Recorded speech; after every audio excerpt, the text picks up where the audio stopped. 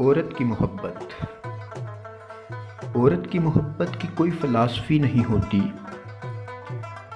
कभी ये घर के मुलाज़िम को दिल दे बैठती है, तो कभी बादशाह को हाथ में नहीं लाती।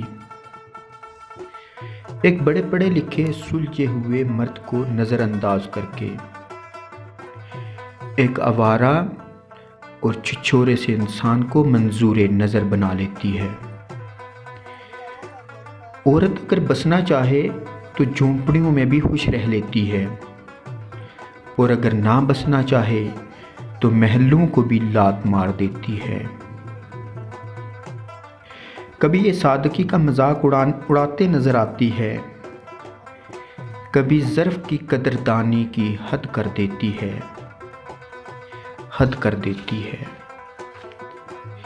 प्यारे दोस्तों, अगर आज का मैसेज आपको पसंद आया है तो अपने दोस्तों के साथ ज़रूर शेयर कीजिएगा, और ऐसी ही वीडियोस हासिल करने के लिए हमारे चैनल को ज़रूर सब्सक्राइब कर दीजिएगा। शुक्रिया।